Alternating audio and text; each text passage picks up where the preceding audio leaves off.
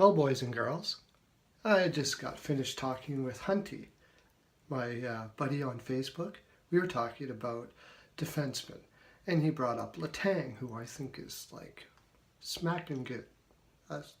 Excellent defenseman, probably one of the most underrated in the league, and he's certainly come a long way from his earlier days, which he was always good, but now he's exceptional. I was trying to place him as into where I would put him, and I would put him there with the Duncan Keiths and the Drew Dowdys, and you could decide which one you like better if you wish, but I'd put him up in that area.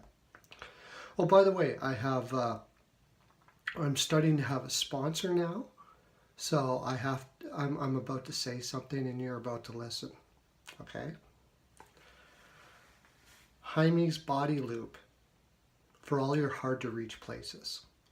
It's really good. There, I said it.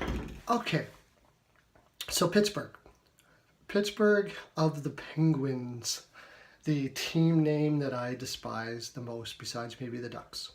Why would you pick the Penguins? Apparently it was because they wanted to be regal, like tuxedo. They almost actually called themselves the Tuxedos, which I would prefer far more than a flightless waddling bird that does like nothing. What does a penguin do? You just take it and just go, okay, bye penguin. I know somebody out there is going to say, actually, penguins are really vicious, and they would, yeah, whatever. They don't look like it. They don't act like it. It's a stupid name.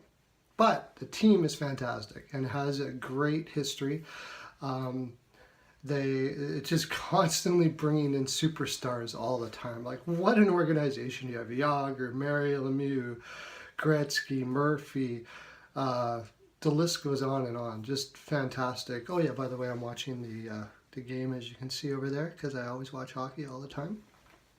All the time. But they've had incredible players in this organization for such a long time. It's just amazing that they keep on bringing them in and recycling it through. It never stops. The team they have now was, for any prognosticator mostly, where they would say was on its last legs. Pretty much everybody was saying it's time to rebuild and time to, and I was one. I said it was time to trade Malkin. I was all at. I'll be the first to admit it. It was time to trade Fleury. It was time to trade these guys and rebuild a little bit, or at least retool, get some young guys in there. And then they bring in Rutherford. Rutherford, who basically was the architect of the Carolina Hurricanes Stanley Cup run, where they won and made it to the finals as well. This guy has a unique ability to be able to quickly build a team that can win a cup. Now, he's going to rape your prospects. He's going to get rid of all your first rounders, and by the time it was done, Carolina is where it is now. Total rebuilding mode. Probably won't be winning anything for a while, but if you want to win now, and Pittsburgh did, they knew that their window was closing, so they bring in Rutherford, and he shows us that it's not a fluke. He does a fantastic job of bringing in. Oh, you phone, I'll tell you. Anyways, he does a fantastic job of bringing in guys like Hagelin, Sherry. I don't know if Sherry was a draft pick. I could be wrong about that. Sherry, Rust. I might be giving him some credit, some credit where it's not due. But one thing he did was he traded for Lovejoy, and I'm trying to remember who he traded him for. I was just thinking about it earlier, but it was a young defenseman they traded to Anaheim, and hopefully he comes to me, but. He was a player that I thought, what the heck are you doing? Lovejoy was like, I thought, a top 4 guy, 5 maybe, up there in years. Why would you trade a young defenseman when for a guy of that age, of that caliber? And he comes in and Rutherford proves everybody wrong. Because Lovejoy played fantastic for him. And he worked in perfect for him. Why can't I remember that young guy's name? He's not really doing all that well in Anaheim. Either he's had some injuries and so on and so forth. But even if I said his name, most of you would be like, yeah, whatever. So that was a great move.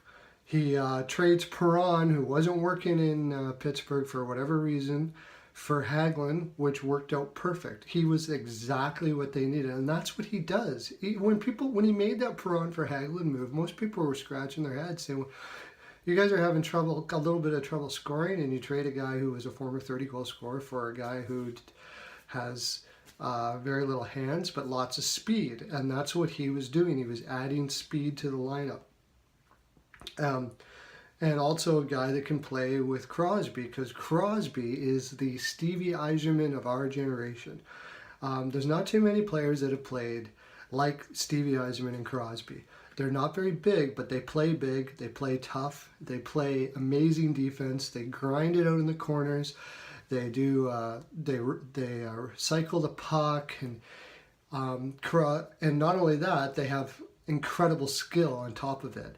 And it's hard to find line mates for those guys sometimes, and it seems with Crosby especially, because he likes to play with guys that play like him, old school. Like Hornqvist, when they brought Hornqvist in for Neil, people thought, what the heck are you trading a 30-goal scorer for a guy like Hornqvist? But Hornqvist is a full game player. He plays every aspect of the game, and he plays just the way Crosby likes, and they play together all the time. So he then he brings in Bonino for Sutter. That was a fantastic trade. Sutter is not very good defensively. He's good from the blue line in, not much else. And Bonino's can play with just about anybody. He can play any type of game you want to make him let him play, and he does. If you play him on the defensive side, he doesn't get many points, but if you play him on the offensive side, he'll get some points for it. Then he brings in Phil Kessel, and people were screaming that, and I was too. They need D, you need D, you need D, and he brings in Kessel instead. Now this is voodoo to me. Really, Kessel probably shouldn't have worked, except that he's extremely skilled, and if you play an extremely skilled guy with extremely skilled players, then they'll usually do pretty well. But I thought they needed D at the time, and they gave up a whole lot of prospects for a winger. He worked perfect. I'm not even going to try to explain it. I think Rutherford just is a genius in this way. He just knows what players you need. I don't know if it's personality, if he gets to know the players, if it's intangibles, or whatever the mix is. He just seems darn good at doing it.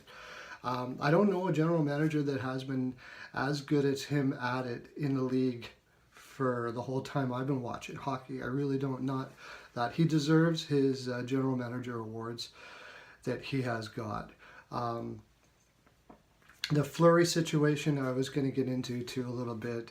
Fleury will likely have to go. I hope he lets them trade him to a few teams, gives them a few teams to choose from, and they get some decent prospects or whatever for him, because Fleury is all class. He's a class act, but he knows the writing's on the wall. Murray is a brilliant goaltender. He's young. They don't have the cap space to keep Fleury in there. So he will likely get traded, and kudos to you, big guy, because you are a great, great guy. Well, I'm at 9 minutes now, and worse than that, I've given my full 42% already. I have nothing else to give. Have a great day, everybody.